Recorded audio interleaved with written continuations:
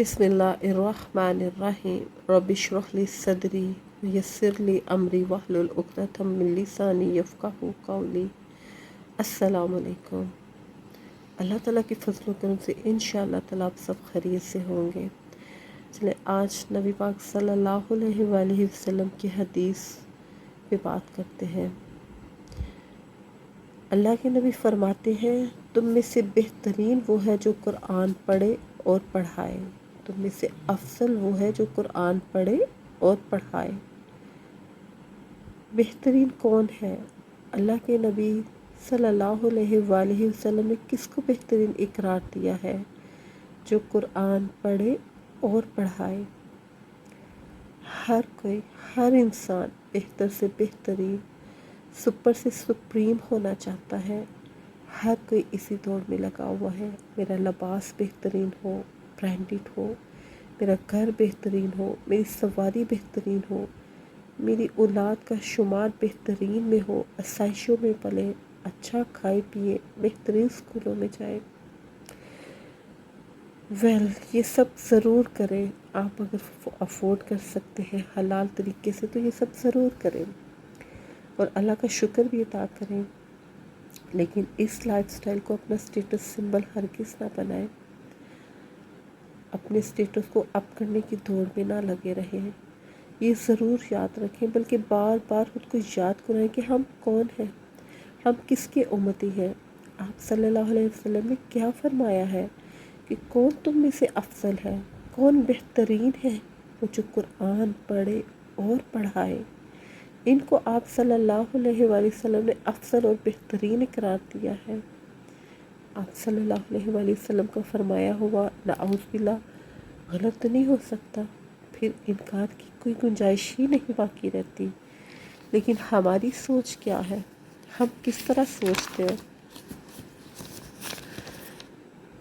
ہماری تھنکنگ کیا ہے کہ ہمیں بہترین میں شامل ہونے کے لیے، افضل میں شامل ہونے کے لیے قرآن پڑھنا اور پڑھانا چاہیے؟ کیا ہم ایسی سوچ رکھتے ہیں؟ اگر ایسی سوچ رکھتے ہیں تو اس کے لیے ہم عملی طور پہ کیا کرتے ہیں؟ ہمیں چیک رکھنا چاہیے خود پر۔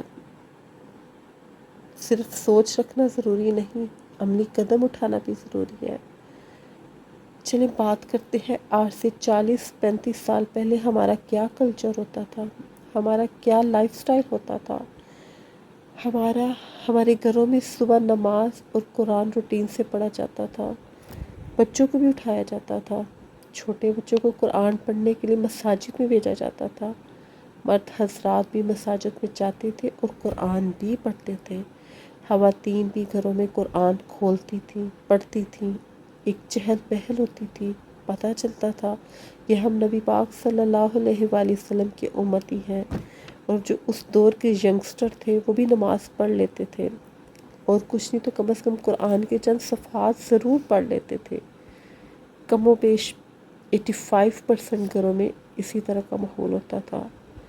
تب گھروں میں سکون ہوتا تھا، تب بھی گھروں میں بچے ہوتے تھے، میڈیا تب بھی تھا، مہنگائی تب بھی تھی، فیملی پرابلم، بیماری، سب کچھ تھا، بے روزگاری، سب کچھ تب بھی تھا، لیکن گھروں میں برکت اور سکون ہوتی تھی۔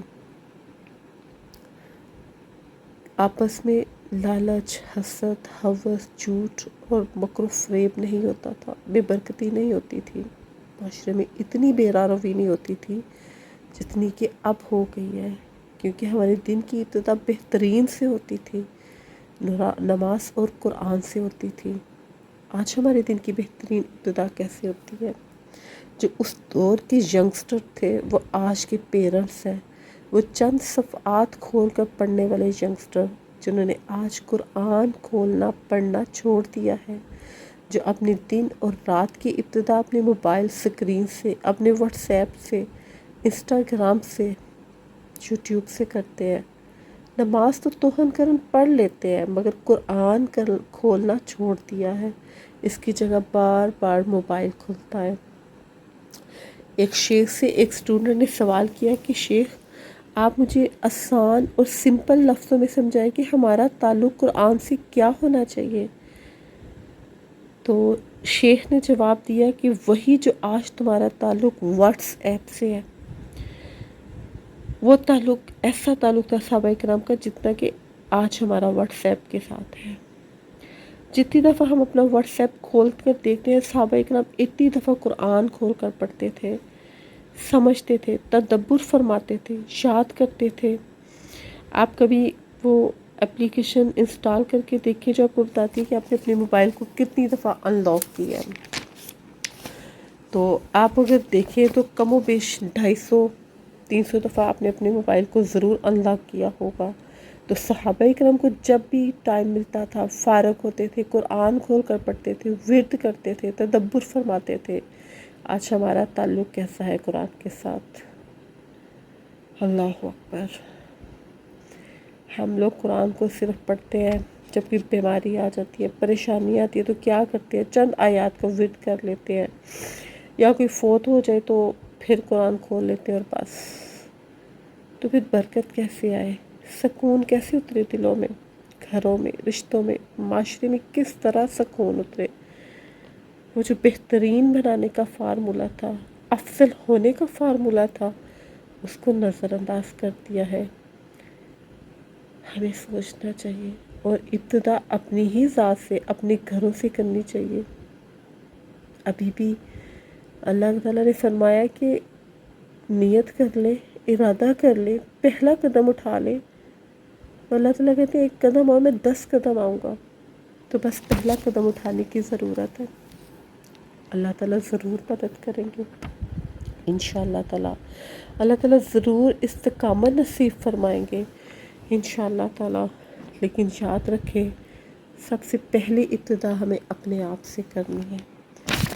अल्लाह ताला मुझे और आपको हकीकी मानों में बेहतरीन में शामिल फरमाए, अफसल तरीन में शामिल फरमाए, और हमारी नस्लों को भी अपने बेहतरीन में शामिल रखे इंशाअल्लाह ताला। अपनी दुआओं में मुझे भी याद रखिएगा। अस्सलामु अलैकुम व रहमतुल्लाहि व बरकातुहू।